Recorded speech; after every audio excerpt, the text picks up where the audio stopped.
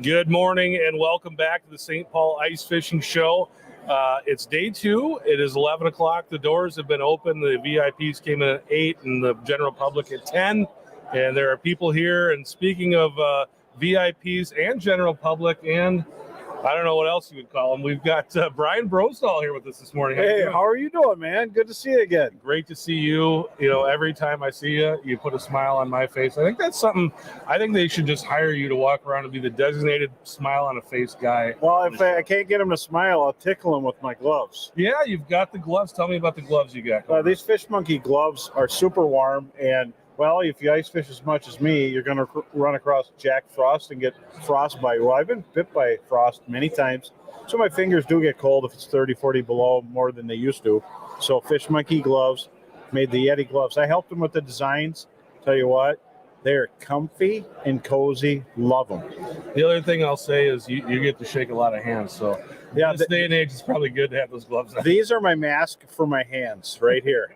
So I want to make sure when I get back that I can jig and catch fish. I don't want to be coughing and on my back. You know what I mean? Yep. We've already had one guest have to cancel because he just doesn't feel good. Got the text this morning. So it's the thing that people don't realize is guys like you and I are on the road all this time of year. We're going to shows and talking to people, and we want to be there and be able to talk to people and kind of discuss this ice fishing thing that we love. But we also, even in just a normal year, not a COVID thing, like you got to really be taking the vitamins, making sure you're getting your rest and doing all that kind of stuff to stay healthy. Yeah, and if they lean over like this, don't hang around. Yeah, get moving quick. Yeah.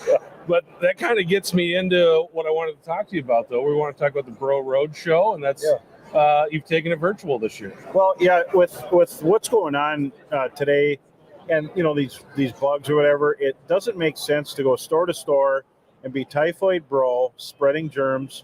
So, and I'm not a person to sit by and not do anything. So I want to stay busy. So we're doing the Bro Show live, the Bro Road Show live. After more than 2 decades of doing this, we're not going to stop. So we started last year. We called it College of Ice and did it through another venue. Well, that wasn't coming up, so we decided we're just going to do the Bro Road Show live, and it's been great. We're going to have great guests on the show, talk about what's going on in different parts of the Midwest, not just Minnesota. It'll be slightly Minnesota-centric, but we're going to bring guests on from all over. What's the ice conditions? Talk about tricks and tips to catch more fish and get people thinking about ice. You know, I know it's a holiday season. Everybody's busy, but if you get a chance, take your family out fishing, you go fishing, take your wife fishing, take your kid fishing, you know, take yourself fishing. You know what I always tell people is take an old guy fishing too. Take an old guy fishing, you know, yeah, I'm available if you want to take me. You know, we always talk about taking kids out and everything, but there's so many people, and especially, you know, generation where, like I take like my dad who's really worked a lot throughout his life and never really had time to go fishing and do the things he wanted to do. And I just love taking him right now. We went out to Lake Ontario this summer and he had a blast. But, you know, take those old guys hunting and fishing too, not just the kids. Absolutely. They love it. They've experienced a lot. And if you have the time, you definitely got to take them. And I get a lot of people in the boat. I am a fishing guide, so I want to make sure I do the best I can for people. And a lot of people, when you have time to go, if you don't really know where to go or you don't want to take the chance, hire a guide. Right. I mean, I'm speaking for the brotherhood and sisterhood of guides, whether the male, females. Just get out and hire a guide. It's simple. Look at the price of gas. Look at the price of living. Guides aren't that expensive. Have them take you out. You can't always guarantee anything, even as a guide, but I guarantee you'll have a better opportunity, a chance to catch fish with a guide. And a lot of guys will say, I don't want to take a guide trip. I got my own boat. I got my own thing. Yeah.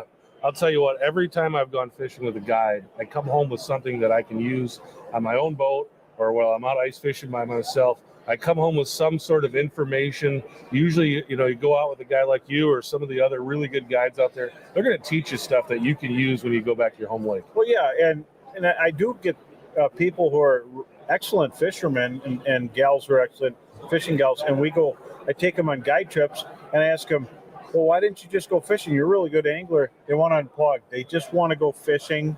They have the boats, and I actually have quite a few clients that got rid of their boat, and they say, anytime I'm going to go with you.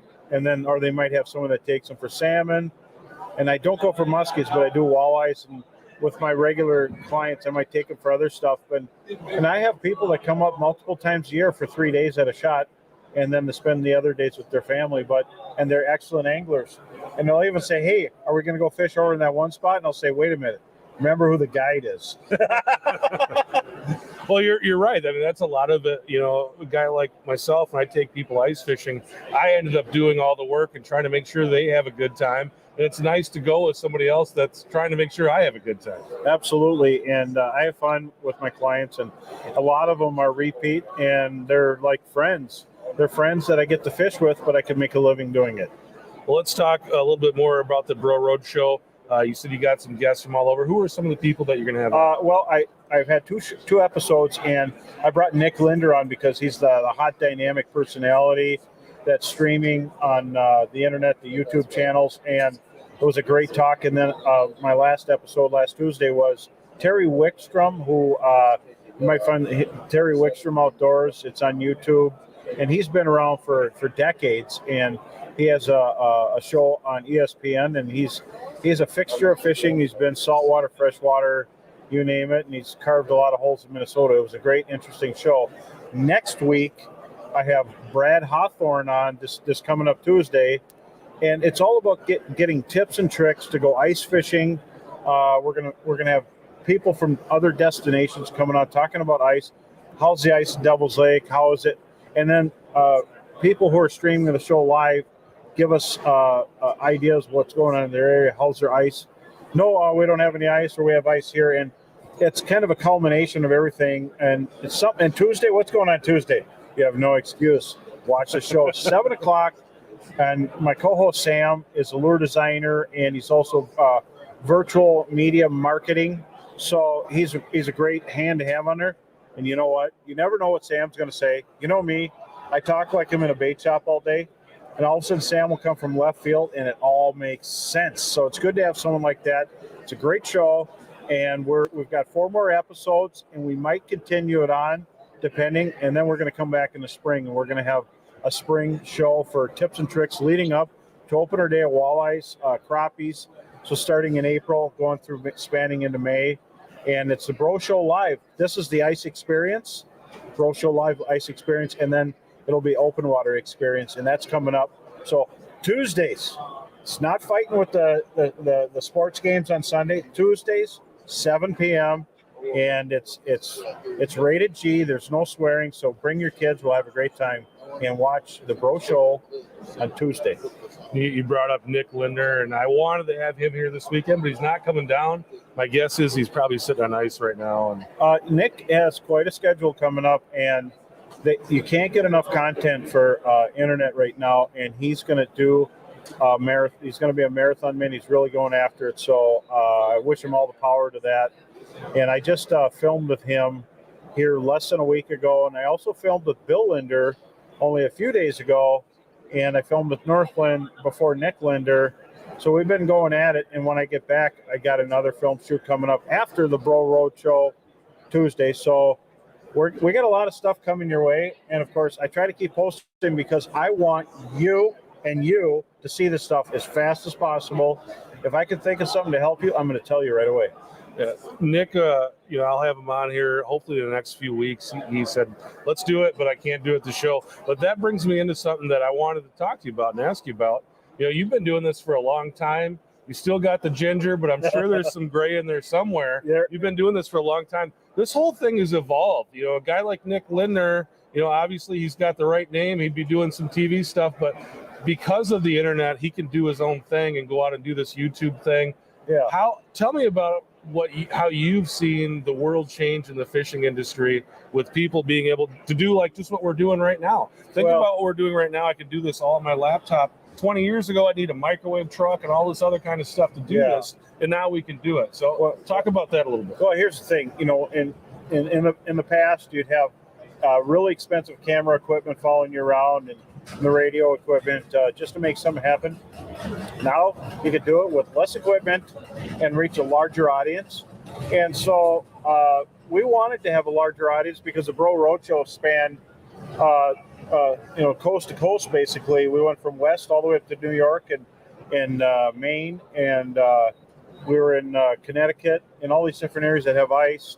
Everything in between, Wisconsin, Michigan. Hello, everybody out there in Dakotas, and as far away as Idaho. So how do you reach an audience really fast? You can do it now because of the internet, social media.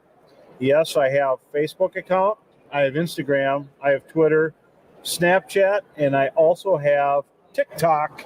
So you can see Bro on TikTok. And Are you doing this thing? Well, You do all that? I really haven't got the dance down yet, but you can see my standoff between me and a sleeping deer. Yeah. I was actually sleeping when I woke up and seen the deer. I had to film it. You could check that out, or what I'm catching. And there's a little bit of country, there's a little bit of rock, and there's a whole lot of fun. Watch it on TikTok. There you go. You got to go check out Bro on TikTok if you're on there. So you got to be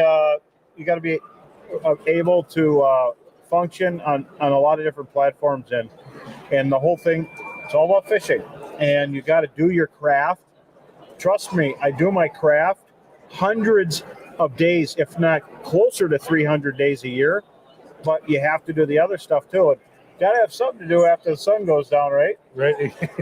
You can't just drink pop and watch TV. Well, that's what I was gonna. You've been a guy that's been on the road and doing all this stuff and traveling, and now you're not doing as much because of what's going on. But you're just as busy because you're doing all these other stuff, and you feel like you're reaching more people. Well, yeah. So I'm doing the shows. I did the Sioux Falls, Ice Institute there. I did the Blaine Hardwater Show.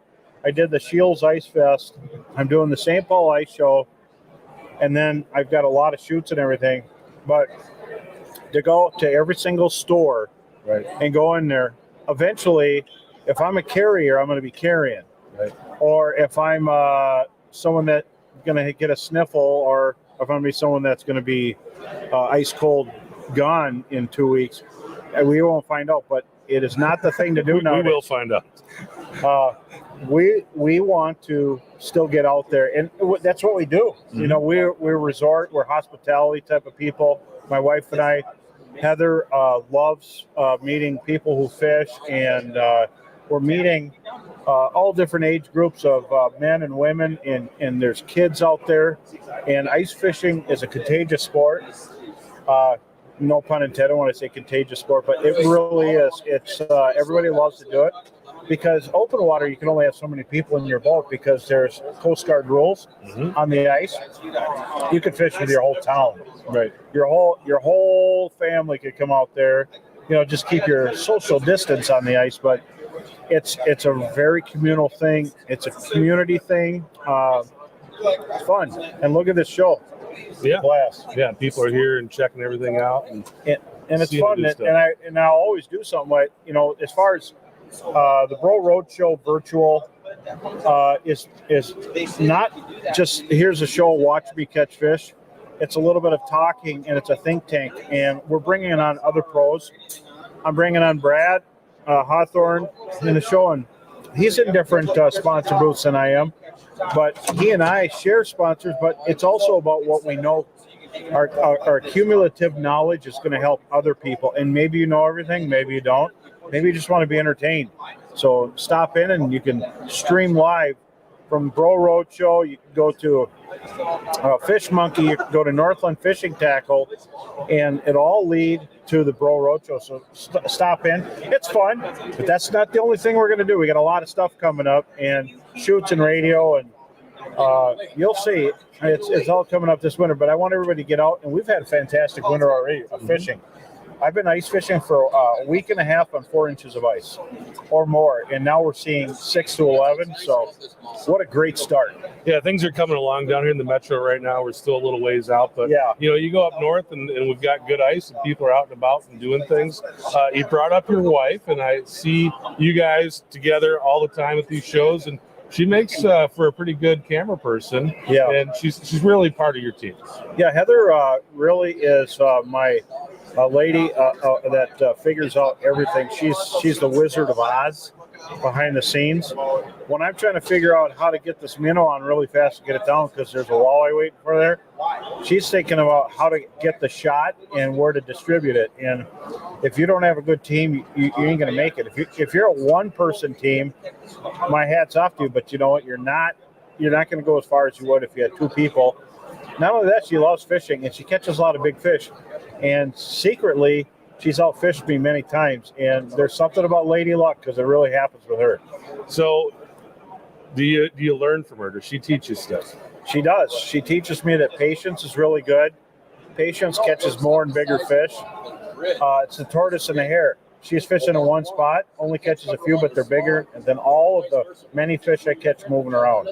And so I think you have to have two different styles of fishing when you're out there. If you're both running gun, I watch people go right past where the fish are. And as soon as they pass them up and they don't get them and they leave, we'll go over there and we'll catch them. It's what it is. I mean, the fish are there, but you can't pass them up. And no matter what your electronics are, fish, when they're dormant, you're not going to see them. You guys just celebrated a milestone anniversary, I think I saw this year online. Is she your yin and yang then? It sounds like you're the guy running all over the place and she's doing a kind of a different style. Is that the way it is everywhere in the bro house? Well, yeah, she's my little rock and roll, and I'm a little bit country, so we gel really nicely together. And sometimes I might, before I can even decide which step and what direction to watch, he's walked around me twice, and he actually maybe pushed me out of the way. So that there's a little bit of that too. But you got to have that. And so when we did the Bro Road Show, instead of staying back, she wanted to come with and be a part of it.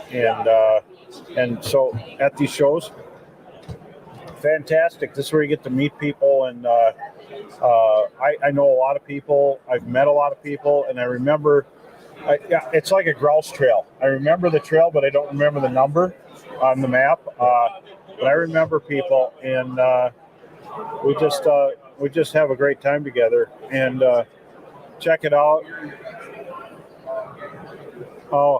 And hey, Grizz. You got a shout out to the Grizz. Yeah, this is for the Grizz over there near the river over St. Croix. And the Grizz is a legendary angler, and he's out of Frankie's in Chisago. He's around there quite a bit, and Blue Ribbon Bait. Hey, Grizz, if you're out there, how you doing? So, I think when people think of you, they think of this big personality and the person that's walking around the show and doing the Broad Row show and doing all this other stuff. But you're a guide too. Yes. Tell me about your guide business and where you kind of do your business. Well, here's the thing, there's guide groups and there's guide businesses. I have people that call me and they hire my services and they're surprised when I'm in the boat. I'm like, well, if you call me, you might end up being stuck with me because kind of a one-man band. If I get extra trips, I send them to people, but I don't take any money from them.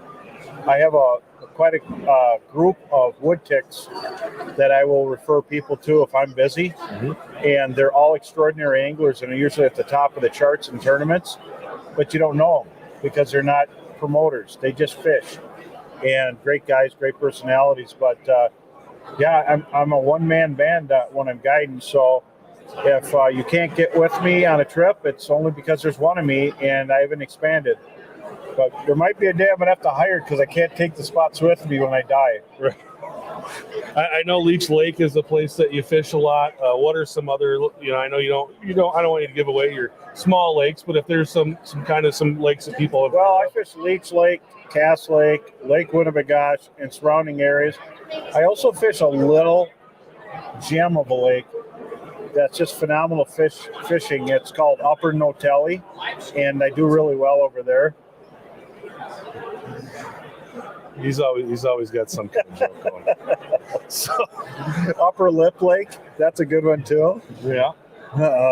Upper Left Lake, but definitely. And my shout out to everybody too is be social. If you're an up and coming in the fishing business, get out there.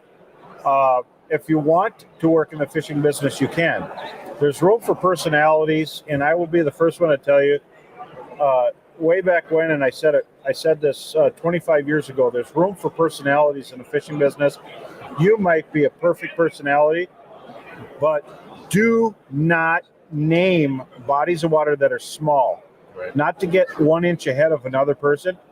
And if you go to another state, you don't have to name the water. So if you're from another state and you come up to northern Minnesota and start saying the name, I'm going to scold you the next time I see you. So the internet's a good way to, you've heard of stocking programs. It's a stripping program. So make sure when you're doing your thing, recommend techniques and spots. And if the lake is super giant, like Red Lake, Lake of the Woods, Devil's Lake, a Winnebago, that's different. But if the lake is under 3,000 acres, ixnay on the telnay. Exactly. And that's when I always ask people that. I always don't tell me your small spots. Yeah. But tell me your big lakes that you fish. Oh, everybody knows where Winnebagosh is. I'm telling you, I've had spots where I've been on a show and I'll be on a spot and I'm like, oh, wow, that was a really good spot. Now someone come up to the show and they'll say, you ever been in this lake? And they'll show me a map. And I'll be on the lake I was just at. And it's like, no, I've never been there. Yes, I have. So people are resilient and everybody's got a secret spot. And it's funny, they might all have the same secret spot. Yeah. But, we just know now that bleeding your heart on the internet with a waypoint doesn't help the spot the next time you go back there. It's like a fishing tournament when someone spills the beans on stage afterwards. Everybody's coming after you with the way you did it. Yeah. And so last year's winners are this year's trying to keep up with the stuff they let go. But by all the same tokens, techniques, throw them out there. It helps the industry. Any kind of technology helps the industry. Anything you could think to help people have a better experience on the ice besides the Bro Roadshow ice experience, definitely share it. Just little tiny gems, no share. Well, speaking of that, over the last year, things have changed for a lot of people. The people that would spend their entire winter indoors went outdoors last year. So we've got a lot of new ice anglers out there, people that are getting into the sport. And you see it here. Like there's so many people in here picking up those essentials, buying the things that they didn't have last year where they got a taste. And now this year they're going to go all in. What's your advice to people that are kind of new to this sport, getting into it? What would you say to them if they want to catch more fish? Well, make sure you fish lakes that have the fish you're after. For walleyes, and that sounds simple, but not every lake is a super bona fide trophy lake for everything you want to go for. Online, there's a treasure chest of information on the DNR website, Lake and Game, Fish and Game Finder. Go on there and find out what's in the lake. There's test nettings are for the public, and they tell you what's in it. And you don't have to drive all of your thoughts or places to go by what's going on in the reports because everybody's doing the same stuff. There's a whole heck of a lot of lakes, north, south, east, and west that are just as good as any other destination. Western Minnesota is phenomenal. There's places out southeast of here that are phenomenal. Way to the southwest corner are phenomenal. And I drive from northern Minnesota all the way to the southeast and west. So there's some great waters, all different directions. And of course, Dakotas are phenomenal. There's places in the UP, upper part of lower Michigan's phenomenal. It ain't that far away. And nobody's afraid to drive super far anymore. So, even western destinations as far as Idaho for giant perch and trout, Fort Peck for lake trout, all these places are really cool. And I know people who even fish Kansas when it freezes over, and they'll go out there, they measure the ice, and they're real careful. They get ice for about 10 minutes, but they get safe ice. And southern Iowa, Missouri gets it too. So it's all about fishing. And if you could find your own spots, don't be surprised if you find something that not everybody knows about, because there are some really good, phenomenal areas that don't get the pressure of other areas. And Red Lake, if you go there, you're not alone. If you go to western Minnesota, some of the popular lakes, the bigger ones, you won't be alone. But if you go to the lakes that have walleyes in between all of them, you might be alone, right? Or there's just going to be a few people. So there's plenty of opportunity without going with the crowd. And if you don't get what you want, you might get some other bonus. But the nice thing about ice is peaceful out there. It's an excuse to be in extraordinary places. When I was a kid, my sister-in-law asked me, "Why do you fish so much?" And I was just a little kid. She said, "You're like an old man as a little tiny kid." And she said, "You told me it was your excuse to be in extraordinary places." And I said that when I was 9 years old. Mm-hmm. And fishing is my excuse to be in extraordinary places. When you're on the ice, you hear sounds, ice cracking. It sounds like something futuristic, like music. Mm-hmm. When you see the northern lights, you see wildlife, you see a snowy terrain. In the open water, you've got all the ripple action looks like diamonds in the sunlight. You got loons, you got wildlife, you got fish. You got a lot of stuff going on. The sound of water, there's recordings of all this stuff. That's my excuse. And then you get the bonus. You catch a fish. You can eat a fish, but if you're like me, I don't need to clean fish every time I get done. I want to catch fish, and I want to hook them. I want to fight them, and then repeat. But there's some days I just want to get a burger on the way home. Right. Stop by, say hi to everybody, maybe drink a pop, and then have a big messy burger or pizza, and while everybody else is cleaning fish. That is fun. Or find a restaurant that cooks them for you, so you clean them. If you are going to have fish, clean them and have them cook them for you. There's a whole lot of restaurants doing that now, and it's so much fun, and it's fresh, and it's delicious.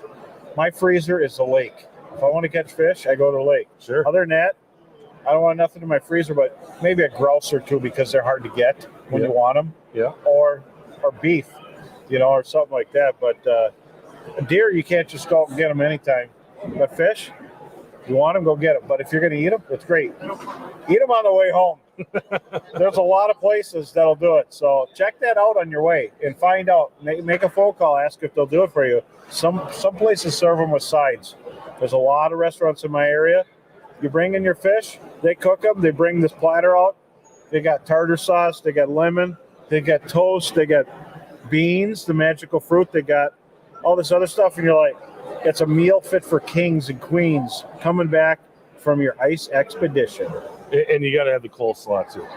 Don't forget the coleslaw. A little bit of onions too. The coleslaw can have heat, can it? Yeah. It's all right. Sure. A little crunch and a little heat. And, so if you're wild and crazy like me, a little bit of Tabasco. There you go. All right, one more question. I'll let you get out there. You've been talking about fish. I'm going to do something too that hopefully won't torture you too much, but yeah, you can only catch one type of fish the rest of your life. What fish is it going to be? What species? Well, it all depends. Are they big of that species or small? We're going to say big. Bluegills. No questions asked. Hands down, big bluegills are an absolute blast. Big bluegills, not for eating. Big bluegills just for catching. They spin in a circle, use their whole body as a rudder to fight you. They're an absolute blast. They're colorful. They're tropical looking. They can be, you want to shake your fist at them when they're not biting. And sometimes they can bite like crazy. I love big bluegills. I cannot lie. I went fishing at Disney World this spring, and we caught the biggest bluegills I've ever seen in my life. That ate shiners for dinner. I mean, they were gigantic. It was kind of cool. You're torturing me now. We just don't have those in this neck of the woods. But when they're down there, all they do is grow. And I mean, we're talking like, I don't know, probably 3 or 4 pound bluegills. They were big. But, well, I 3 or 4 pound bluegills. I got to see that. That'd be fun. You got to go to Florida, man. I like Florida. When I go down there, there's another bluegill you can fish, but it's in the saltwater called pompano. Mm-hmm. I love fishing pompano, and I like pitching for them. Yeah. So when I'm a tourist trapped on shore down there, I'm a tourist trapped with my St. Croix ocean rods, and I have rods for pitching to a pompano, and I tie my own rigs and jigs, and I've got a couple little tricks down there. Maybe I'll do a snowbird tips and tricks thing for the people trapped on shore, vacationing with their wives. But I have some trips that I've gone down there, and I've hammered on piers in different areas where they say there's been no pompano for 4 weeks. I've gone down there, and I've caught 40 of them. So I've got some tricks, and maybe I'll bring that out on the Bro Rocho after the ice experience, we'll call it the snowbird part of it anyway. You should have just looked at him and said, yeah, there maybe not have been any Pompano for 4 weeks, but there hasn't even been Bro here for a while either. Yeah. The Bro's here now. Yeah, and well, that's a fish that's like a bluegill, because even in the waves crashing up on the beach, they will fight sideways on the beach all the way up in the crest of the water and then make it back out there and pull your drag out. That, and they look like a bluegill. So anything that looks like a bluegill is a bluegill to me. All right, let's get a pick, and I'll get you on the road here. I know you got a lot of other people that want to talk to you, so I really appreciate you Absolutely taking some time out. We're going to do the Bro selfie. Awesome. Hey, it was good. Thanks, good man. talking on your show, man. Yeah, I appreciate having you on, and every time you see me, you're always friendly and welcoming, and I appreciate that too. Well, you look like you could be related to me. You just got to get some scruffage going here. But I'll be at the Northland booth, and we're going to be bro bugging it up over there. So we'll see you later. If you want to see Bro, head over to the Northland booth and see him. Good to see you, Heather. Yeah, thank you. Take care. Thanks for the water. Yeah, you bet. Yeah, these places, these shows, dry you right out. Take the water out of you. Nothing in it, though. Yeah, take care. All right, we've got Mark Harmon coming on now. Mark, how you doing? I'm good, Chris. Just doing my best not to actually look like I was running late. Hey, the nice thing about having Bro on is that you can ask him one question and he'll talk for 5 minutes. So it's easy to fill a show when he's on. Oh yeah, So- nothing yet. If Mark is behind, it's not a problem. I try to set it up so that I've got kind of some long-winded individuals in here. So if I run out of questions, we're always good. Step up a little bit closer to that mic. Sure if you thing. can. Tell You me, got a tell hot me mic? a little bit about what you got going on at the show. How's the show going so far? The show's going good. I think we're talking numbers and what we're seeing for people. We're kind of speculating on what that number would be. And if you already covered this, I won't get too far in the weeds, but we're thinking maybe 60% of people would be here. I think yesterday that would be accurate. I think today we're probably closer to 75%.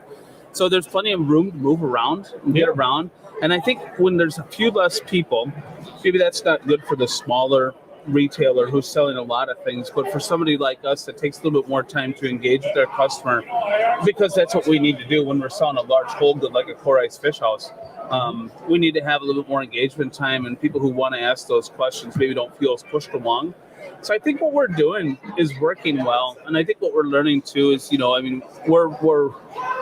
don't know how long we get to play this card, but we're the new guy in the world of this whole thing. But this is our sixth show season that we're going through, minus COVID, of course. But it's changed for us. It used to be very much us talking about us and telling the story, and now we have a lot of customers coming in, and it's fun. A lot of handshakes. Hey, thanks. We didn't realize how good this was. We didn't appreciate what we have, but now we do. We're introduced, and they would like to come in and introduce themselves. We have new salespeople at new dealerships.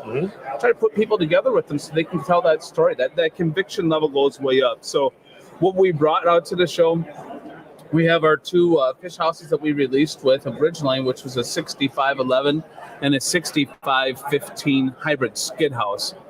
In those two houses, we have them here. They're dressed up. Of course, they're ready to be sold. We have a couple 8019 ETXs, including the all-water package. And since we offer a trailer that is 12-month water system, we have something that's unique. And also what's unique about our 8019 ATX is that trailer, it's the only trailer on the market that can carry a tracked UTV, like a Polaris Ranger or something along those lines that can raise and lower. So there's a lot of good quality and market exclusives that we have. We came out to be a very mobile, lightweight, durable, waterproof trailer, like a fiberglass boat. We're the fiberglass boat of fish houses. And for a while, that was a tough concept for people to start turning that corner on. Now they get it, and it's fun to hear their stories. It's fun to see their pictures. It's fun, and you know me, Chris. Catching fish is good. Catching fish with you is where the story is. Right. You know what I mean? And to hear those stories and to hear, I don't know, somebody approached me, they said, Mr. Court. Like, actually, I go by Mark. Right? But it's fun because that's how they identify with us as a brand and as a product. And it's neat to kind of see our child going from walking to running, and you just want to see how strong can you be? Right. What level are we going to arrive at And so it's a transitional year. Taking a year off from talking and seeing people at shows and being engaged face to face like this. We've done some shows, but not in close contact for 2 years. Right. I don't know. To me, I'm a relationship guy. Mm-hmm. This means a lot. This means a lot to be seeing people and talking to people. And, of course, there's considerations and preparations and things like that.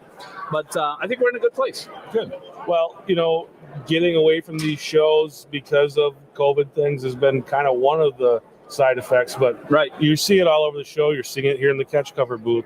We've got all these things going on right now where we can't fulfill orders, and you guys, I'm sure everybody out there is having a hard time getting the parts that they need and the people that they need. Right. Where is Core Ice right now when it comes to being able to fulfill the orders that they're getting and be able to keep up with demand? Yeah, I think we're leading the charge when it comes to communication. And the big reason for that is just because you believe something is true from a supplier that has said they're going to send you something doesn't mean that it's going to arrive when they say they do, because maybe they don't know where it's coming from for them. Right. So the more and more parts, let's say, bro, he's got his jig, he's got these colors, mm-hmm. and that's what it is, right? Right. You go through the first 2 feet of our Core Ice fish house, we probably have about 600 pieces, right? And so the odds of something not being there are high. And whether it's a bullet connector for wiring, we run through that, shrink wrap, for our wiring that we do, you never know where that's going to come from. And people don't always, it's hard. It's hard. Everything is about trying to mitigate through confrontation, mm-hmm. because everybody understands that things are behind, or some people are just coming off that turnip truck now, but people are starting to really understand and get that this just isn't as available. We're not in a place where everything is just ready for you to choose. Chris, if you wanted to buy a brand new truck today, do you know what color truck you're getting? You're getting whatever they got. The one in front of you. Absolutely. Right. And nobody really wants to sell here's, you can have whatever you want as long as it's this, right? So we're getting stuff that's showing up. We have a house that's here at the show that's missing a 40-inch TV. It's on a shipping carton somewhere. Mm-hmm. At least that's what we think, and I think a customer can forgive that. Yep. If we were missing the coupler so you couldn't pull it, not so much the case. But you never know what corner you're going to turn that's going to change. And I think the longer we can maintain credibility in an incredulous world, it's sometimes just saying, I don't know, mm-hmm. because that's still an answer. And you may not like that answer, but it is the truth. And so we lead with the truth, and we talk about what we have available to us. And what we have readily available to us is a communication line. Mm-hmm. And keeping that communication line open and running, I think, makes a big difference. So does that help us make more product? No. Does that help us get our supplies in time? No. But what it does do, being a relationship guy, it creates some grace, mm-hmm. Where people do allow that. And it may not be any easier today, but we do things deliberately to make the ease better. Mm-hmm. Does that make sense? Yeah. So where we're at with Core right now, we're producing stuff. We've got stuff that's sold out a long ways. We have commitments. All of our dealers would be willing to take everything that we're going to build for the next 4 or 5 years. I think without a doubt, strategizing what we do best is good. I think that we've always been a modular type fish house, not really your custom guy. We're going to limit a lot more options so we can increase the amount of productivity that we have. Your options on the Core over the next couple of years, we already know what the packages are that everybody always wants to get anyway. So the packages that you're going to see are going to be maybe these 3 options for this house, mm-hmm. outfitted this way. You can choose your exterior color, interior color. Do you want a spear hole or not? Do you want an air conditioner or not? And beyond that too much, if 98% of people are ordering it this way, we don't need to be over creative. We just need to be good. Right. And that's what we're going towards. And I think that's a smart thing to kind of streamline what you're doing so that you can be better at fulfilling and having the things so you kind of know, at least you got an idea of what you've got coming in. You talked about having that jig, it's got a few things on it. The thing maybe is, the jig world's hard. I'll say that. I don't know. We'll just say it's not. I mean, what those guys Right, yeah, smart, right? Right. That's nice. You said that. Sorry. Everybody's got a new toy out there. Right, yeah. But I think what it comes down to, and what the point that I want to make, though, is that, if I can't ship that jig, right, I'm still fishing because I can use another jig. But if I don't get my core or any fish house I buy, if I don't get that, that's going to really adversely affect my season. And yes, you know what? You and I did a show 18 months ago, maybe 21 months ago, and it was a spring show, or it's a spring, broadcast. And it was, when's the right time to buy a fish house? And I told you in that, and you can go back and archive this, but I'm pretty darn sure I said, there's going to be a point in time where people are going to understand that if you don't order it in the summer, you're putting yourself in a bad place. Who knew? Who knew how proverbial that really was, right? Real bad place. It's real bad place, right? So people are coming up and looking at us and say, if I order one right now, do you think that it's realistic that I might be able to get this by August next year or on ice next year? I hope that we're not quite there, right? And I don't think that we're quite there. But I think there's a very realistic mindset that says, like I said then, the one who's prepared is the one who has, right? And so don't put a false urgency crawl out there. Don't think that this is a cry for business. Right. This is a cry for you to be able to mitigate twists and turns. Because if it's coming in August and you have to be delayed 2 months, at least you got it in October, right? Don't play that game for November 1st, because if that's January 3rd, you might have blew your Christmas vacation that you did. But I would also say this. Anybody who has worked their salt as an ice fisherman should be able to catch a fish on a bucket. Yeah. Or kneeling, quite frankly, or on some hub system.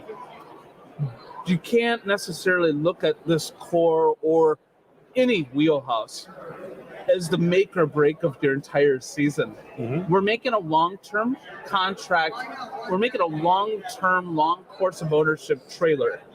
You need to play the long game, not what it means to me tomorrow. The now urgency, the now satisfaction, that impulse, that reactionary type person's going to lose every single time. Pace yourself. But come to the shows. Know what you're looking into. Know that you can touch it. Because the other side, that if I could go back 18 months ago, is you might want to, even if you're a year out from wanting to buy something, I'm not saying buy in 2 months, although you might be wise. You might want to see the stuff that's in front of you when you have an opportunity to see it. Because if you wait until October, November, December, most likely, like our dealers right now, you're not going to see options, right? So plan ahead. It's not a bad idea to see fish houses in April. It's not a bad idea to see them in June. You might be thinking, hey, let's go out on the pontoon or go spill some drinks in a boat somewhere. But you might want to take a little bit of that Saturday and go look at some fish houses. The guys might have more time to talk, or people might have more time to talk to you and get engaged and tell you more about it. Our dealers are sharper and smarter than I've ever seen them. And I think they're doing a fantastic job. We're bringing our dealers into our factory so they can see more of our process. That conviction level goes way up. It's good stuff. And I think it's really important for people to touch and see it. It drives me crazy. I think it is. On these forums when people say, hey, I want to buy X type of product. What should I buy? And it's like you're just trusting some random individual on the internet to tell you what to buy. I call them my buddy experts.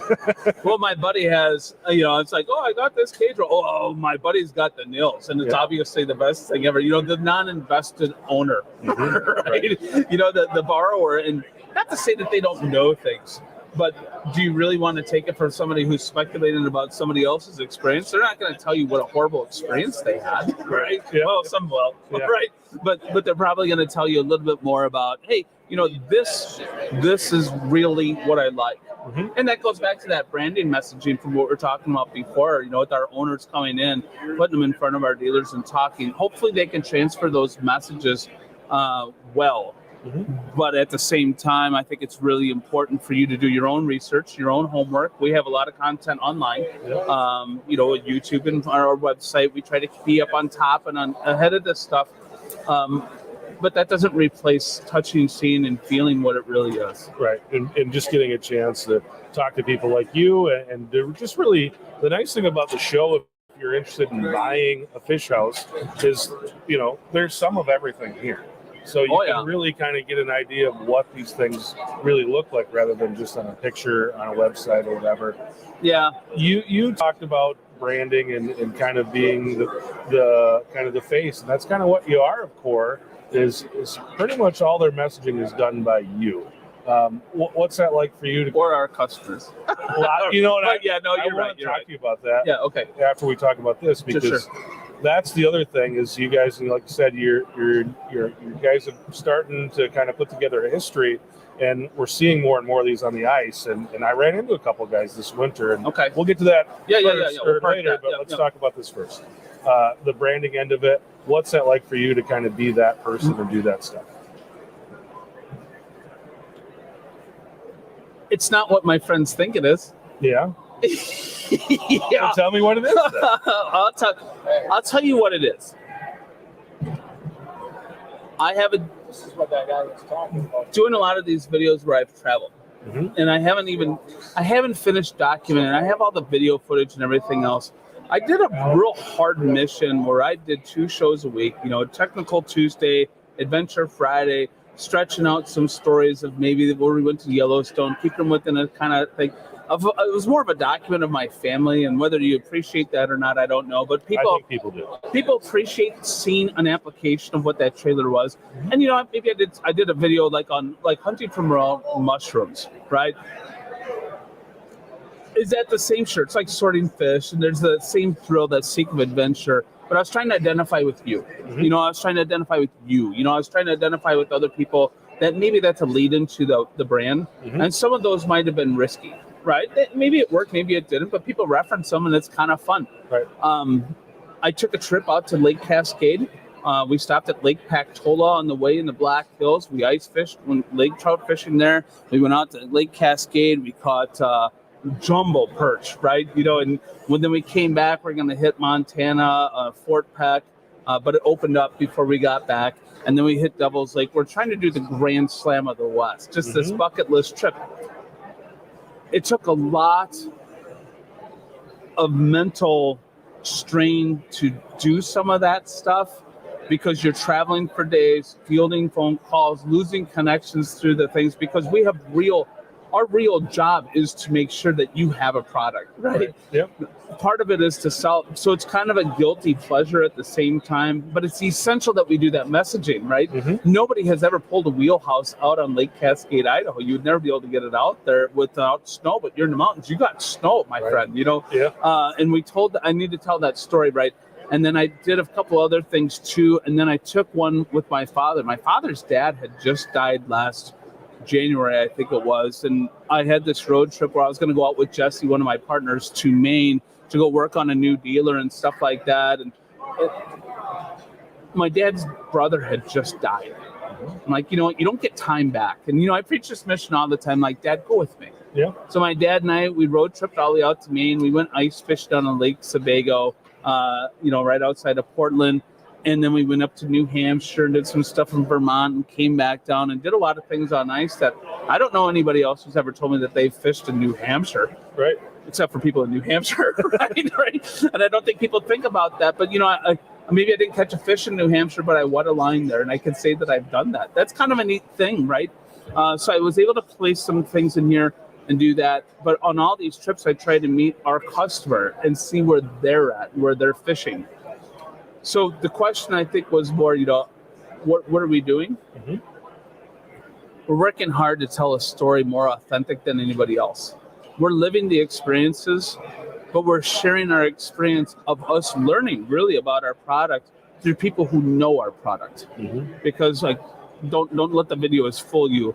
There are customers have way more time in our trailers than I do. Yep. There are customers that can tell you the nuances of what we did that we didn't plan for, because they know what that application is, and we need that information. So I can tell you all these stories, because you got to hear from somewhere. So we went down this path. We got into this whole thing. We start telling these stories, and we put that out there. But I can tell you, in the last year and a half, 2 years after COVID hit, really when we got back from that trip out west, people are like, you might want to pick up some toilet paper on the way back. We're like, what? What are you talking about, right? And the panic buy started. And then we slowed down and we started pivoting into other markets. We wanted to broaden the different directions of the different pillars that we're starting to build our business in, because we are a composite panel manufacturer. And we started, and you're going to see our products show up in a lot of different ice worlds, but you're also going to see it in a lot of teardrop and camper and RV and marine worlds and other things like that. And I'll tell you this, the Core Ice trailer gives credibility to the other products and projects that we're working on. And I've had people say, so you guys just, why would you keep making these things if you could just make panels? Well, here's why. Because if it wasn't for that, we wouldn't be here. Right. And if it wasn't for you and our customers and our stories out there, we wouldn't exist to have the credibility to do the stuff like this. Right. And for that customer who's looking, hey, is this a good floor for my pontoon boat? Because I want to make pontoon boats. Those guys, they showed me how I could do that, and it went to here and this and that. No, okay. I talked to a customer, lady that referred to me as Mr. Core yesterday. Yeah. She goes, Mark, I got a question for you. She goes, do you think these are safe for travel? I said, let me tell you where I've been. She goes, oh my God, thank you so much for telling me that. We thought we could go to Lake of the Woods this year from the cities. I'm like, you are missing a lot of countryside here. You know what I mean? So that's neat. So the brand has evolved along with our customers and being able to develop that message. And it's a lot of work, but it's a lot of conversations. It's a lot of understanding. Every customer I talk to is a data point. We register that. We try to put that together in an authentic message that tells the story that people can relate to. Because what we really do is a lot of nerdy stuff. Yeah, honestly. And so that's neat. And when that changes, where they start telling us the stories and you see that brand live, man, it's like seeing that child go from taking its first steps to seeing it take its first breath, to really take its first steps, to really start to get their feet underneath them. Yeah, maybe we'll go through those awkward teenage years in a few years. We'll figure that out too. But it's a hell of a ride. Yeah. And seeing that stuff out there has got to be cool for you. Man, it's a thrill. I did this commercial. I sold ice castles for years, right? And I did a lot of radio commercials, and I did a show once a week as a 2-minute kind of thing. And I made up this, I was kind of, as I ad-lib all this stuff that we do, I said, you know what? Seeing an ice castle go down the highway, we used to play a game when I was a kid. It was called Slug Bug. When you saw a big Volkswagen bug, you'd hit the guy in the arm. If you did that with ice castles, you'd be beat to death by the time you got to the ice, right? Ha, ha, ha, ha, ha. People often, I'll see people, and they're like, hey, man, Slug Bug, something like that. We're not at that point with Core. But, man, it's a thrill to see one going down the highway. Yeah. Because that guy's like me, right? You know what I mean? It was actually pretty cool last year. I was out fishing, and this guy had pulled up, and I'd started talking to him, and he ended up setting his house down, and he had a Core. And we see them in the show. And one thing I'll say, and I'm sure you hear it all the time, is that they look like a laboratory. You go in there, and they look like a laboratory. And we see them in the show, and they're very, they look futuristic. They look super, super cool. But to see this one, and I always say you see it in the wild. Yeah. And he had all of his stuff set up in there, and man, it was just incredible. Once everything was set up in there, he had his rod holders in there. He had stuff on the wall. He had some graphics and stuff put in, and it really, like, you could see. Obviously, the guy had a lot of pride in it. He didn't just pick it up and take it out on the ice. Like, he put a lot of work into it to trick it out. And it was really amazing to see it. And one thing about these, and I'm sure that every brand sees this and hears this, and people who fish the fish houses, generally it's a lot like a campground out there. People stop by and visit. Hey, can I look in your house? Yeah. And people, there's very few people don't respect boundaries so well. And It becomes like a really friendly neighborhood. It does. So it's cool to go out and kind of experience that and see all the different brands and see what people do with them once they get them. Yeah, that's neat. And there's a couple different Facebook groups called Core Ice Owners Group. We're not affiliated with them. We chose not to be. That needs to be an authentic, grassroots, homegrown kind of thing, good, better, and different. I read them. Yep. I might comment on them. Again, that's another thing that, Mark Harmon is a guy that it seems like no matter what Facebook group you're on, when people start talking, if it's something that it's in your wheelhouse, I see you comment a lot Yeah. in Minnesota. No, I see in a lot of places. I might still comment on Ice Castle Owners Group. I sold I think I've 1,000 seen of it. those things, man. And you know what? Those are my people. I mean, those are people that I know. They trusted me for a product, you know, and I'm big on those relationships. You know what I mean? I always have been. I see people. Actually, I got a text when we're sitting here. I look down. Hi, Bradley. I'll talk to you in a little bit. You know, so you know he was walking by. He must have saw me, so he's at the show. But you know, these aren't people that I have sold cores to. These are people who like the outdoors. These are people that want to be out there. But seeing these things in the wild, you know, that's what was interesting. When we went to Lake Pactola, we met a guy who had a core. He had to show us every nook and cranny of the core and the way that worked. And you know what? We learned a lot. We learned that people need to have the right canvas to make it theirs. When we met with the guy out on Lake Cascade, he came down from Edmonton, Canada. He did some amazing stuff. I've never seen anybody have so much stuff in their fish house before. He used our core rail and hung an outside solar shower on it because he uses it for hunting. And he basically is a boondocking expert. Right. It's amazing. But you don't just step into their fish house. You step into an expression of their imagination. Yeah. And it's often a Sometimes comfortable that's scary. place. Yeah, sometimes Maybe really it's scary. not, right? I was trying to take the high road. Sometimes it is scary. Yeah. You know, it's like, man, can you put more in here? You know, and then sometimes you're just like, that's super clever. You know what I mean? And you learn a little bit off these things. So, Do you think you'll do some development off of some of those things that you see? you know, kind of. Some things I think that is to add one more thing to source right now, probably not. Yeah. You know, I mean, really the only product that we pair with is catch cover when it comes to accessories in our fish house. But you guys are already in that modular mindset. Right. Yeah. You know, so it works with us to be a modular fish house. We pair nicely together. You know, does that mean that people only use catch cover? No, and they don't only use core. There's a lot of opportunities for a lot of stuff. We know you guys as a business and as a company and as people. And again, relationship business, it means a lot. And I think you guys fit us well, and it fits us, and you know what we do. But so I mean that works out well. So I mean, no, we don't really use a whole lot. A lot of it's sourcing. I mean, you guys are under sourcing pressures too. Yeah, for sure. So I mean, I have a few different packages that are like pre-bundled. You guys were doing this on your website last year too. You know, you had the free hat. Well, I had something all packaged, the free core hat, and everything else, all ready to go. I wasn't about to release that this year because I don't know if I could fulfill the order. But I got it all ready to go for a couple of years out. You know, I mean, or whenever we get back to it. And we got some clever ideas. But as far as adding more complexity and more opportunities to have things not arrive, doesn't seem like the right strategy right now. We just need to be good at what we're already doing, at least for the next couple of years. I think that's the only way to keep the train on the tracks. Yeah, we take those bundles off of our page because Did you? Okay. you're missing one thing. Right, It's right, you're missing one thing, you can't sell a bundle. It makes it difficult. You talked about some of the trips that you've taken over the past few years. What do you have planned for this year on the ice? What I have planned this year is my son's a senior in high school.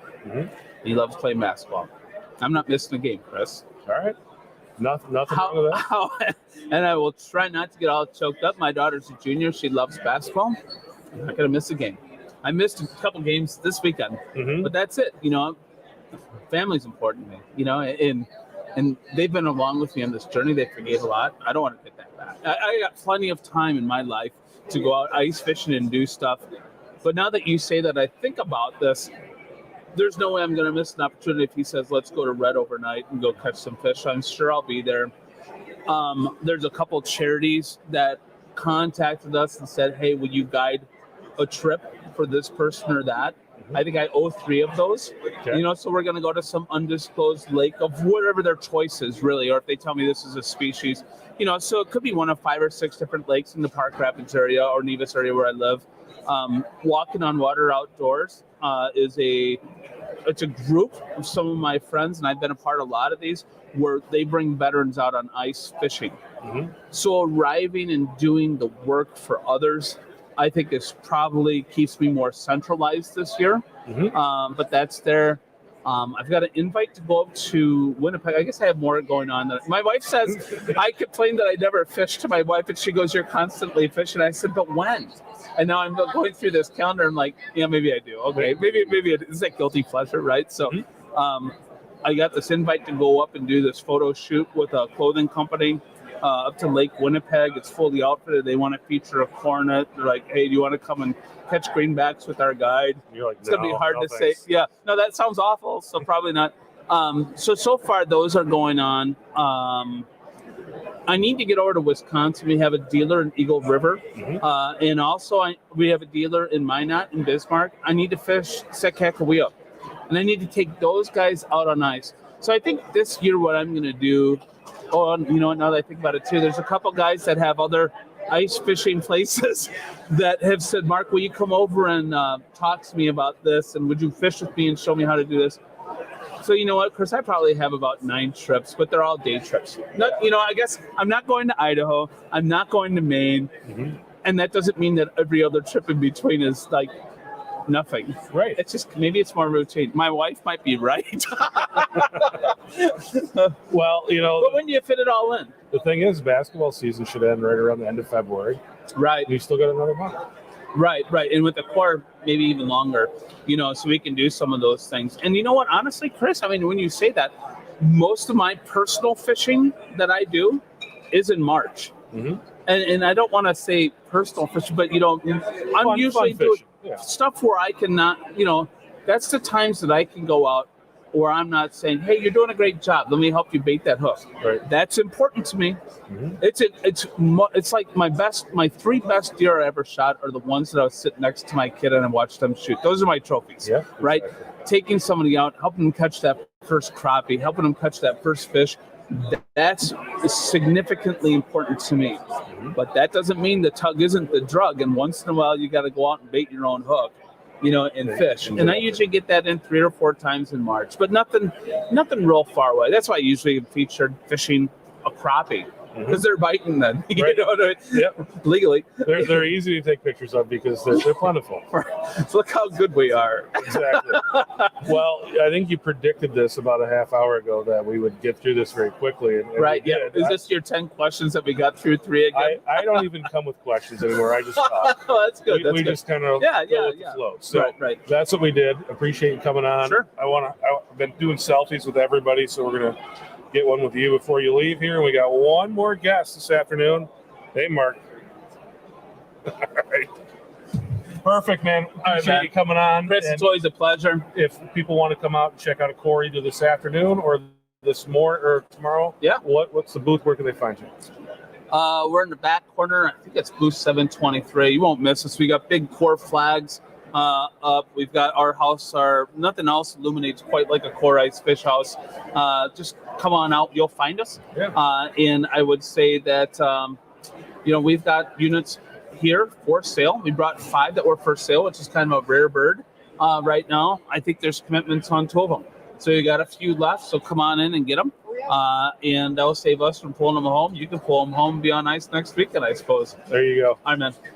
Thanks, Mark. Enjoy the rest of the show. Thanks, Appreciate Chris. it. We'll talk later. Yeah, I'll come and see you. All right, see you, man. All right, we've got one more character for this show, and I think character may be an understatement for this guy. There he is. He's sneaking around the bend. He's coming on over. It is Captain Ross Robertson. Captain Ross, how you doing? Character might be the nicest thing I've been called in a while. Move up a little closer. Good to see you. Likewise. How's the show going for you so far? It's good. Yesterday, here's the deal. I've been to St. Paul a few times before, right? So if you live in Ohio, I'm not knocking my boys down there or Michigan area. What we call a good show is a little different than what St. Paul Ice Show calls a good show. So yesterday I heard some of the guys like, there's really not a lot of them. I'm like, are you insane? This is like record traffic for what we're used to in shows, honestly. Yeah. And then I think this morning when I kind of came in here and they're wrapped around the building to get in, I think that this everybody knows Saturday at St. Paul Ice Show is it's an event. It is Super Saturday. I think that Friday things were down a little bit as far as traffic in here, but I did talk to some retailers and they told me that they had just as good a day as they normally do. but just less people. And a lot of times you have those big crowds, you don't get a chance to really talk to people. And maybe that sonar purchase that they were thinking about making, if they don't get a chance to really talk to somebody, maybe they don't make it.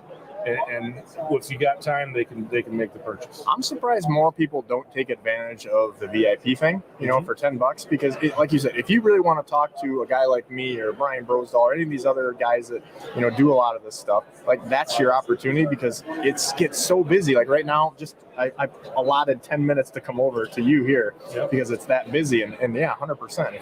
And also product. I mean, let's the elephant in the room is this year, we'll leave it alone, but we all know, I don't care if you're a box store or your fishing store, the product just there's not as much as there used to be. Right. So we got a little bubble with that, and so I think people, if they want something, they're like, hey, you better get here and get it. Mm-hmm. Like these are not going to be the things you pick up at a retailer or online in a month or two. Like it's probably gonna be out. Yeah, it's nice. This show actually, this has been I think the 4th or 5th consumer show I've worked this year, and most of them we haven't had product.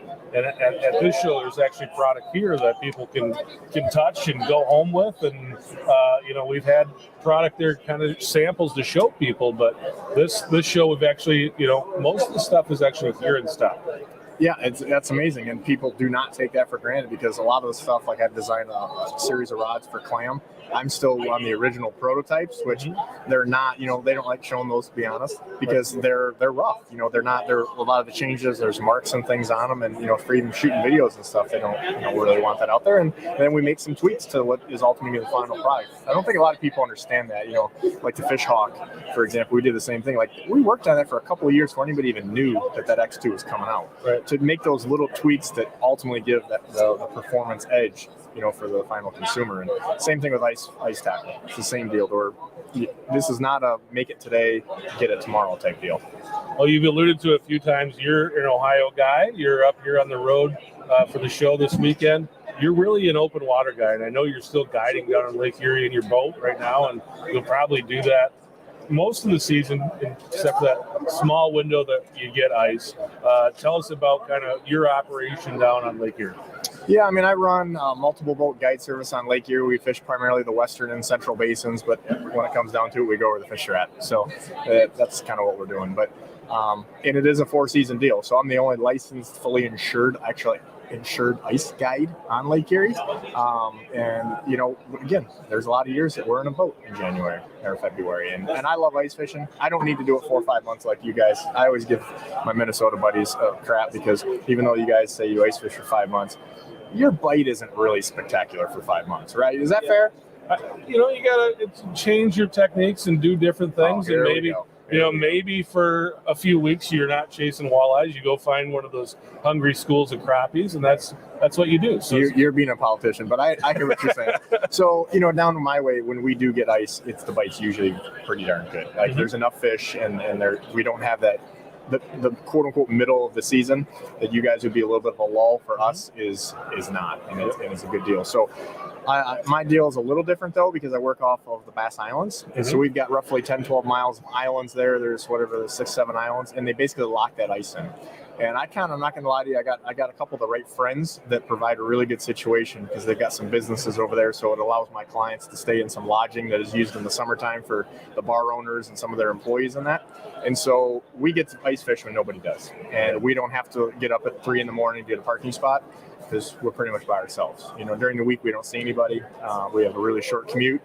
And in many cases, I'll see people out in boats out in the distance. If they look up some of the different shows and stuff I've done, we've actually had waves crashing on one side of the island. We're driving our Argo out on the other side. So it's a different deal for sure. It's not a super long season. It's just generally not. We've had some, just like when you guys get a hard winter, we get a hard winter, but certainly not as long. We don't drive trucks out. You know what I mean? I use an Argo because it floats and it's more comfortable. It's definitely a lot more, safety minded, but yeah, a lot of what we do is obviously in a boat. I love ice fishing, and I honestly think if I had as much ice as you guys do for as long, I probably wouldn't like it as much. I like night fishing, and I do that probably the least also, just because of the way the business world is and just the stuff going on. And I think sometimes you really like those things that you don't get a chance to do as much, so it keeps it fresh. Yeah. Well, let's talk a little bit about Lake Erie. I know in Minnesota we like to call Lake of the Woods the walleye capital of the world. But I think that the folks in your neck of the woods would like to disagree strongly. I have 160 million reasons, Chris. 160 million reasons. Come get some. Lake Erie is the place to be if you want to catch walleyes right now, and that's just the bottom line. If people want to come out there and do some fishing with you, what should people expect right now in Lake Erie? I just before I left here, literally hours before I jumped on a plane, I was shooting an episode for In Fisherman. And I probably shouldn't even say it because they like to keep those things on the wraps. But so we did a deal there, and we had like 20-some fish on camera in 90 minutes. And when I looked at the guys there, I've known a lot of these guys a long time, and I'm like, hey, we got to pick up and get out of here. The good thing about dealing with guys like In Fisherman guys, or dealing with you guys at Fish Hawk and Catch Covers, you guys fish. And you get it. Like, you want to be there. I've dealt with other, production companies, and it's like, they don't fish. They're just like, okay, we got the show, we're done. So when I told them we're out of there, they're like, dude, what's your deal? Right? And I knew that we can't put any more fish on camera, right? Like, they couldn't use half of what we had. So I'm like, we're going to pick up and leave, and we're going to go after something. Because a lot of them were, I would say, 3 to 6 pounds, which, I've got some things I'm not going to, I like to put my foot in my mouth, but I'm not going to do it here. So, not on purpose anyhow, again, but, there's a lot of places that's going to win every tournament. Mm-hmm. And for us, it's like, well, it's going to make an okay show. We are stupid biased. We people here have no idea. I just was telling somebody down the clam booth where a lot of guys that live by me, if they had to fish Brainerd area or any of those, they would never catch a walleye. Mm-hmm. They just wouldn't. What we have to do, we have a relatively very easy thing compared to most people, and the number of fish that helps that out. So I don't think people fully understand, like, 3 to 6 pound walleyes. That's to catch that many. I'm a little biased still, right? But at the same point, when you think of Lake Erie, you think of big fish. And, I'm a trophy hunter at heart. So you can't catch, generally speaking. I'm going to tell you, I fish every day, almost literally. When you fish 7 days in a week like I do, and you catch, whatever, make up however many fish, most of the time you're not just going to get up on a 9 or 10 pounder when you're catching 3 pounder, 4 pounder, 5 pounder, 3 pounder, 4 pounder. It just doesn't happen. You got to do something different. You got to go someplace else. And that's hard to do, because when you do that and you're not catching 5, 10, 15 bites an hour, a lot of people, they're good with that. It's like deer hunting. I hear all the guys all the time, man, this is the year I got this lease, I'm doing this, and then they shoot a doe 5 minutes into the season and they kind of dirty up their spot, right? Yep. That's fine if that's what you want to do, but you're probably not a trophy hunter like I am. I would rather honestly catch 1 or 2 big ones than 100 small ones. And it's easy to say that. It's much more difficult to believe it and do it. It's easy to say that when you fish as much as you do, and that's the thing too. I think when you fish with clients, you're trying to make sure that they catch fish. So you're always putting fish in the boat. So when you want to go fish for you want to go do something else and probably do that trophy hunt thing. But when you're fishing with clients, I'm sure you have some guys that come out and go, hey, I've caught all the 4 pound walleyes. I want to go and do what you're talking about. I want to go chase a 10 pounder. If we only catch 1 fish today, I'm cool with that. You get some of that. Yeah, but you get some of that. Most 4 pounders, when you put them on a scale of 2.5, but I hear you. Yeah, exactly. That happens with a lot of hunting.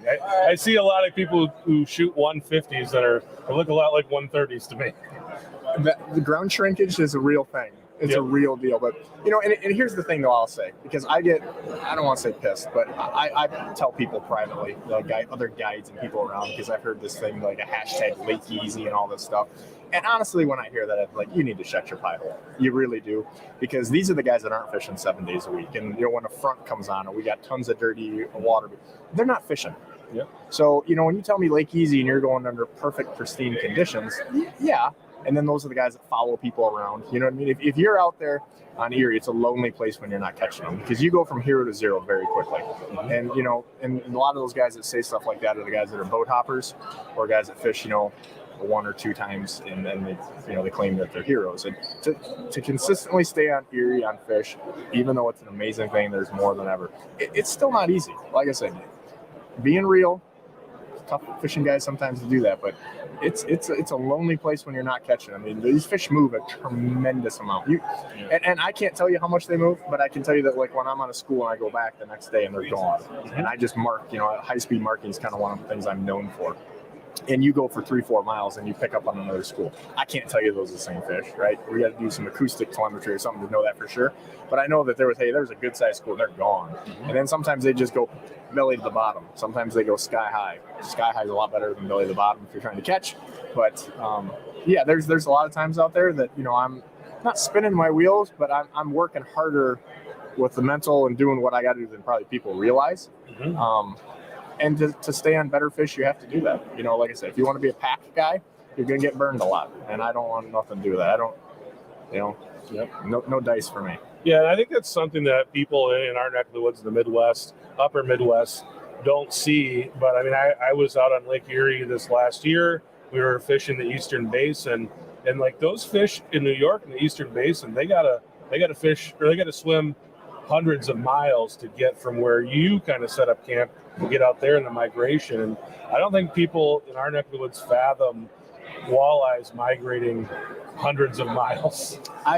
Shameless little plug here, but check out my podcast. I don't know if you listened to this one yet, but I just had the guy that does the acoustic telemetry, which basically is this underwater receivers that they put in the fish. And the technology right now is insane. Like they basically have the entire bottom of Lake Erie, and now it's actually extended into other tributaries that they can reach. And how much these fish are moving, he said like 90 to 90 some % of the fish leave the Western Basin after spawning, which ironically, 90 some % of the fish are the ones that are actually in the Western Basin, or that's where all the guides and everybody's at. So that's a crazy number to me. And again, down where you're at in Buffalo and that, man, they're not there that long, but that's where they go chasing the food. Yeah. So it's amazing how much these fish move around and do things. But we're here at the ice show, so let's talk some ice fishing. Yeah, we should. That'd be good. On Lake Erie. What is that like? And obviously, like you said, you're taking an Argo out there, you're fishing these islands. The lake is never obviously fully locked up. You've got ice out there. But what kind of techniques would you use out there? How do you fish walleyes on Lake Erie through the ice? The big thing is I think everybody's like custom rod companies, right? There's a million of them now. And like I designed a series of rods for a clam called the Katana that's basically geared towards bigger stuff. So we don't have tip bounce or whatever you want to call it. It's set up for heavier lures. Guys, we generally speaking use a lot heavier stuff. So I won't pick on any of the companies, but I work with Clam in North London, and they have actually gotten a lot bigger stuff than they used to have for just tackle wise, and even hooks. Like, we destroy this stuff. And it's really made a big difference because even just a few years ago, we didn't have that. You look at like the Clam little tungsten jigs, they've got the XL hook. Now they've got the double XL, and they almost seemingly can't put big enough hooks or big enough sizes on those. And that's really what we need, generally speaking, because we're fishing heavy current. And that's one of the reasons our ice conditions are not always, amazing, is the current just eats it up. Most people that have been in some type of river situation, but we're in a lake, guys that are fishing frozen rivers will tell you stories about, hey, I was here, I drilled a hole, I moved over 10 feet, an hour later, it was a third of the ice we just had. It ate it right away. And we kind of have that situation, and there's just a lot of areas that I would never, ever go at. Like, I could just blot out a little map, like, you don't ever go here, you don't go there. Because, you get basically just current areas. You get bottlenecks like you have on a reservoir, and some of the points in that, it's a bad deal. But we're generally fishing bigger stuff. Sometimes just hit bottom. The current is just crazy out there. But the current is a good thing, even though it's a pain to deal with, and the safety factor, because when we don't have any current on a given day, we got to fish, kind of Minnesota style. We're using flutter spoons, we're downsizing. But the current moves the bait, and it moves the fish. And when you're in the right little areas, that's kind of like deer funnels. I know a lot of guys listening to this are probably hunters. You get into those positions to move them, where just like hunting, if you're in an area where those deer are bedded down, you got about 5 seconds when they stand up to move. And hopefully they go left instead of right, or the other way around. And it's really the same thing here. And so when you get in these right little kind of passageways, it makes it very high percentage areas. So, but generally speaking, just bigger stuff. See, I can imagine you like on Lion King when he says, see that area over there? We don't go over there. No, that's true. I have screamed at people. Screamed, because they just like take off, and they think that you can't out tough Mother Nature, and you got to be smart. There's been several guys, really well-known ice guides that have died, a couple even in the last, let's say, 10 years, and guys that did it right for a very long time but had a brain fart one day, and that's all it takes. It's just like you walk out in front of a car, It's not going to end well. You can do it 100,000 times and do the things right. That one time you don't. And again, there's guys that get by with stuff, and I see it all the time. And then they literally come tell me, hey, you know, I'm like, you just don't play with your life like that. I mean, I'm a walleye guy, but there ain't no fish worth that. You got to put the odds in your favor. And I hear the saying, you know, all the time, right? There's no such thing as safe ice, but I think that a lot of that with today's stuff, you know, float suits, like I wear a clam float suit 100%. I don't even order the regular insulated ones anymore. I always wear a float suit. Yep. And I tell guys all the time, like, oh, we live on here, we don't ice fish as much. Wear that in the boat, man. Yep. Wear that. You fall over in April or March when that water's still 30-some, 40 degrees, that float suit will do you just as good as it will if you're in the wintertime. Probably better, truthfully. Yep. We've got a guy down in our booth right now. You want to talk about bottom of the barrel. I think he did something to piss somebody off. But he's floating in a suit in this big tub in the booth right now at Clam. Yep. I don't think he's on top of their list. Yeah, that's what they do to the new guys. Yes, that's 100% a new guy. They would not ask me for that. I can tell you that. Well, you get up here and fish once in a while too, and do some ice fishing. I saw last year you were up in this neck of the woods. Where are some of the places that you like to fish up here? Yeah, I mean, you know, just real talk, it's a lot of the business and the stuff. So when we don't, you know, look like we're going to have ice, I still got to do things because, you know, some of the people I work with, we got to get some content, and I really still do like ice fishing. So if those ramps are kind of jacked up, even though we don't have ice, you know, just like a lot of places, you get that ice crashing in there at the launches. And I sell my boat every year, and, you know, my guide boat, and there's usually a little window where I don't have that ready to go for the next one. And I went to Cascade last year, which was kind of an amazing deal. It was a great learning experience. Got some really big perch. I think maybe I'm going to sound like an old guy now. You know, I haven't been doing, they used to call me the kid. Now I've been doing this longer than a lot of guys, 20 plus years. I really enjoy seeing the different situations, and I still, don't get me wrong, I like catching, not fishing. I like catching more than fishing, but I like going and meeting the personalities and the characters and the situations. Like, I think I'm at that point where, and I hope most people get there, is that you don't have to necessarily go and catch 1,000 fish, but you see some really cool situations, kind of like my ice camp on the island. Like, there's guys that probably aren't into fishing like me and you, but they see that and they're like, man, that's just really cool. And, you know, Lake of the Woods, and there's a lot of different places, you know, Devil's Lake, like that, the Perch Patrol for so many years, guys taking a train out there. There are some really cool things that you can take advantage of that maybe a lot of people don't know about in today's day and age. I don't know why. Who are some of the, you said characters, who are some of your most favorite people ice fishing with? Ice fishing with? I've got, you know, I'm really fortunate, you know, my guide service, I've got guys that have been fishing with me for over 20 years, and I have some guys that they are characters. They make me look tame. And, you know, that's a little scary, yeah. So I don't know that I could pick on an individual person. Probably, I mean, I could, but, you know, you guys wouldn't know them. And I think that's the thing. I know I certainly know a lot of, I guess you call them famous fishermen. You know, recently we've had everybody from Al Linder to who knows, a lot of famous guys on the podcast and stuff that either have a business and or a personal relationship with. But I'd say a lot of the guys I really enjoy fishing with are just somebody that you wouldn't know, you know, neighbors from the old school, guys I went to school with. And like I said, guide clients, I'm really fortunate. My compliment that I can give somebody is I tell them, hey, if I won the lottery, I still would go fishing with you. That's pretty cool. Yeah, and I'm be honest with you, out of my guide clients, that percentage is higher than you think, but it's not super high. Well, I know that you're pressed for time. You got things going on. People want to find out more about you. Where do they find you? Big water fishing. You know, we're doing a lot of my YouTube page. We're putting weekly videos up on that. We've got a podcast, which is also through that. But if you go to bigwaterfishing.com, we've got all the digital downloads, just like with your podcast there, Stitcher, Google, Apple, all of that stuff. Bigwaterfishing.com or Big Water Fishing, YouTube, Facebook, Instagram. That's kind of what we're doing. We're big water fishing. A lot of cool stuff and stuff that's going to make you smile, make you laugh. Ross is you're pretty tame today, but usually he's got some pretty good one-liners and good stuff. And I just enjoy it. Pretty much. I saw my bosses walking by here, and I got a little nervous. I think they were checking on us. I don't know. And you gave me a little shaky intro, but yeah, I think that we tried to do a little bit of education with our stuff for a lot. Really, but sure. we kind of try to camo that a little bit, and it's been having some fun. I think that there's a lot of guys out there that try to do one or the other, and maybe don't do it well. And we're being me. We're doing what we do, and we're trying to give you a little bit of everything. And that's the thing too. You talked about being on the water all the time.